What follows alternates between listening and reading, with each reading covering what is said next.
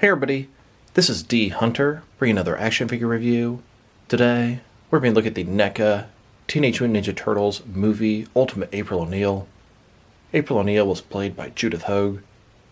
This figure was available at the NECA store, but I believe it's going to be a Walmart exclusive at retail.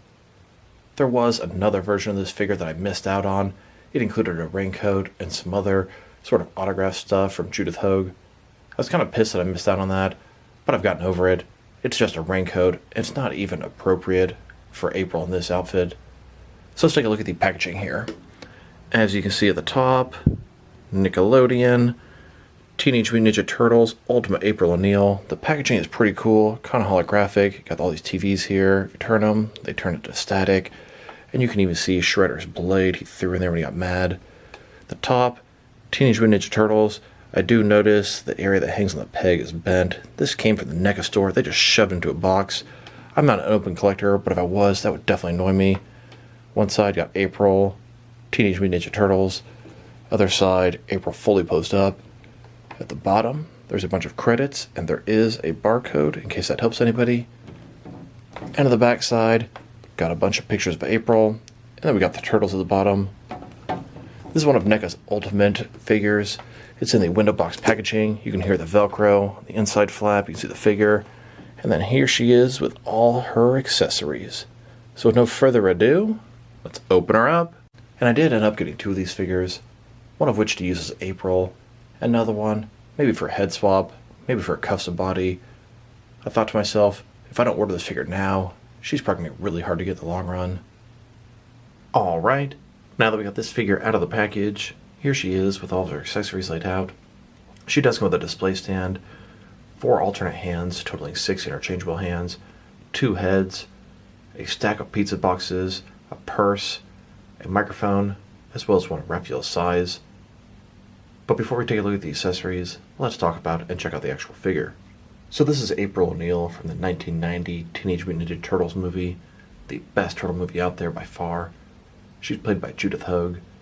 Judith Hoag worked very close with NECA to create and develop this figure, and she helped with a lot of the details. So let's take a look at her. So starting with the likeness, it's good, but it's not great. I mean, I definitely see April O'Neil and Judith Hoag there, but something's a little off in the face area. The hair itself looks absolutely fantastic. Sculpting is great.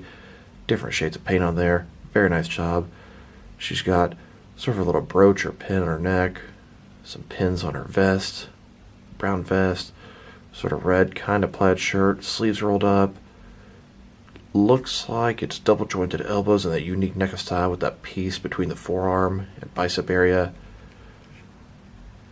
Brown, tan sort of skirt. Now the legs, something I absolutely hate about this figure. She has pantyhose or tights on, and that's not the problem, but the knees, they look just awful. NECA, I would have preferred single jointed knees to these abominations here. Red sort of high heels. I've already seen paint rubbing off on the back of the ankles and the back of the knees in numerous places.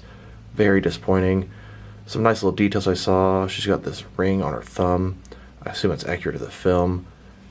Pretty cool figure. A great April O'Neil. Something I really needed in my Teenage Mutant Ninja Turtle movie collection. And she can work great, double up as a civilian character in the background. So pretty pleased so far. And just a closer look at her face, I'll say the likeness for Judith Hoag is there. But then other times I look at this thing and thinks it looks like a man. So I'm kind of torn here.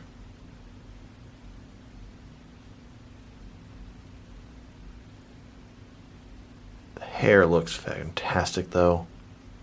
And here are both April figures with all their accessories laid out. Like I said before, I plan to use one for custom purposes, possibly to make a different civilian. And then here's the figure broken down as far as she can go, with all of her removable parts detached. Now let's take a look at her accessories, and let's start with the boring stuff. Here's her display stand. Pretty basic, black perfect circle, one peg for the pegals on her feet. Very thin, very basic, very small. Now let's take a look at her hands. She has 6 of them. Here she is with her first pair of hands. These are some open, relaxed hands at her side.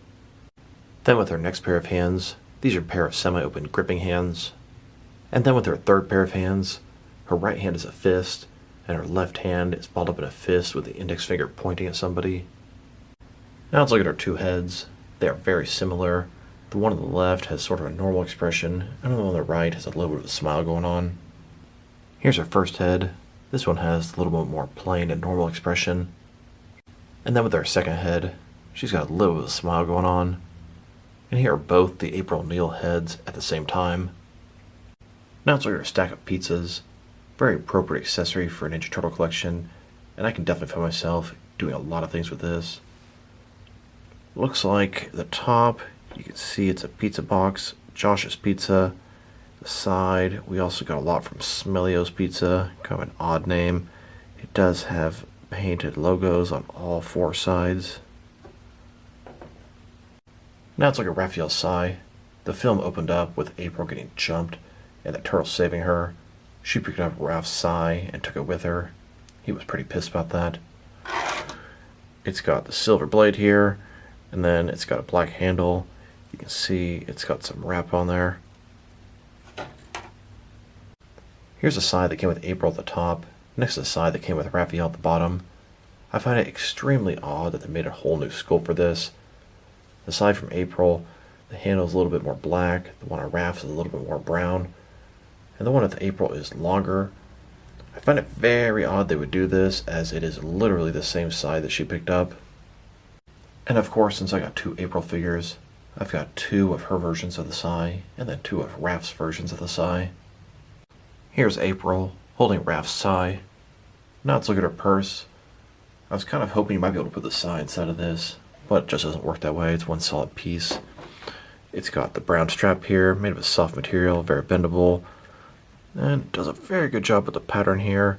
Of course, if you flip it around, the paint is already starting to flake off where it's bent here, and it looks like it's going to get worse and worse. I can feel how the paint is not smooth. It's already starting to sort of crumble and come off there. And I've got the exact same problem on both the purses. The paint is already scratching off in the exact same place, and I can see all along this sort of area here on both them. The paint is starting to sort of come off. Bad quality control, annoying. Here's April, holding her purse over her shoulder. And her last accessory to check out, it's her microphone. So this thing has a bendy wire at the bottom. It'll pretty much hold any pose you want to put it into. And at the top, we've got her news mic. It says Channel 3, WTRL, just like in the film. Very appropriate accessory to have for a news reporter. Here she is holding the mic.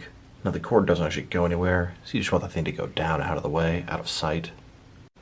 Now that we've taken a pretty good look at both the figure and her accessories, now let's check out her height. From bottom to the top of her head, she's standing at about 7.1 inches tall, which can translate to about 18 centimeters. Now let's look at her articulation. Starting with her head here, of course, it can rotate from side to side, she can look up and down a little bit, can tilt her head from one side to the other, giving her a good amount of personality. Shoulders on a ball joint, goes out about 90 degrees, up, down, around, all that good stuff. She's got double jointed elbows. I really don't like how NECA does that with the different material between the forearm and the bicep area. Here's the top part going in, here's the bottom part going in. It does have rotation at both the top and the bottom. Her wrist here, it can rotate, and it's going to be hinged as well. Torso is one solid piece. Waist has a ball joint, can rotate around, forward and back. Legs, I'm going to go out about this far. Definitely interfered with the dress. Forward, about that far. Back, not too much. She's got these double jointed knees that look just awful. And the paint rub is so annoying. Looks like she's got some runs in her stockings. Has rotation at the top, rotation at the bottom. Here's the top part going back, then the bottom part going back. Ankle here goes forward and back. You can tilt and rock. Now let's change the setting to a street scene. Here's April standing in front of a WTRL news van.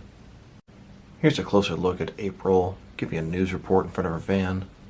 And here's April in front of a van similar to the one that April, Casey, and the Turtles used to escape her apartment in the film. Here's April in the Turtles' lair in the sewers. She's serving some pizza.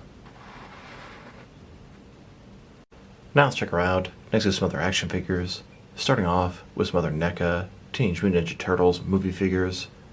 Here she is, next to the 4 turtles from the film. Excellent figures by NECA.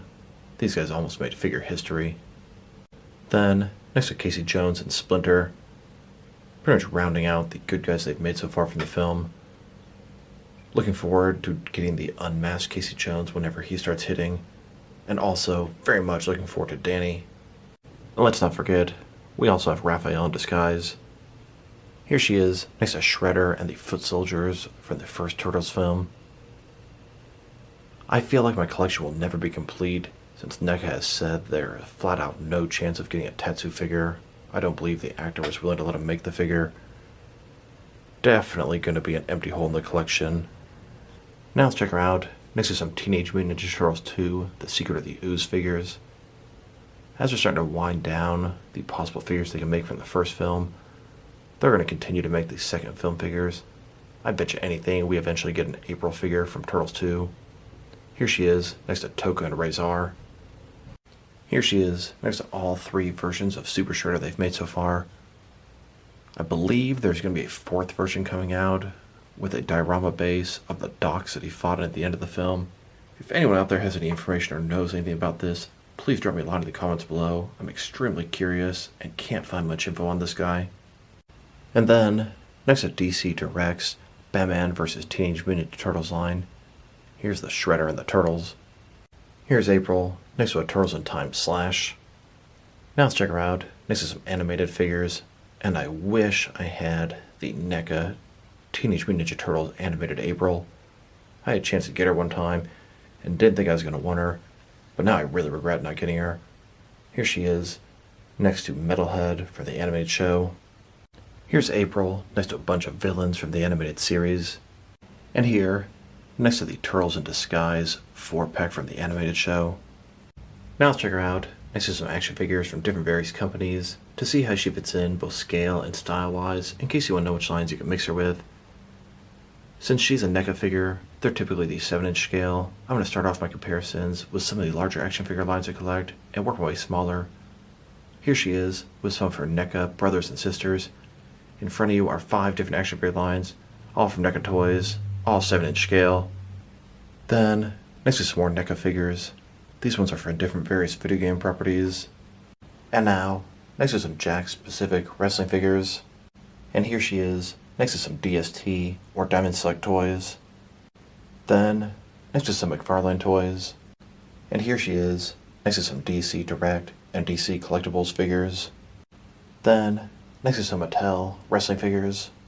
And now, next to some Jazzwares AEW wrestling figures.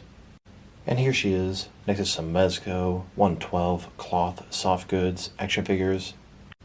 Then, next to some Mattel DC Universe Classics and Multiverse figures. And here, next to some Mafex figures. Then, next to some Hasbro Marvel Legends. And here she is, next to some SH Figure Arts action figures. And finally, next to some Jazzwares Fortnite figures. Overall, this is a pretty good figure. I think the likeness is pretty good. The sculpt and paint job are excellent. I don't see any issues there. Her accessories are great. I'm not sure what else I'd want her to come with. Would have been nice if you could put the side to the purse though. Her articulation could be better. I really don't like the way they did the double jointed elbows, and the knees are even worse. If I were to rate this figure, I'm going to give her a 7 out of 10. If her articulation was done a little bit better, she would easily get an 8 out of 10. It's a very solid release from NECA. She looks great with the Turtles, she looks great with Casey Jones, and it's a great addition to the 1990 Teenage Mutant Ninja Turtle movie collection. So this is D. Hunter. Thank you guys for watching this video. If you liked the video, press like below. If you have anything you want to say about the video, add to the comment section. If you want to see additional action figure reviews from me, press subscribe. I do appreciate when you do that. Once again, this is D. Hunter. Thank you guys for watching this video, and I will talk to you guys real soon.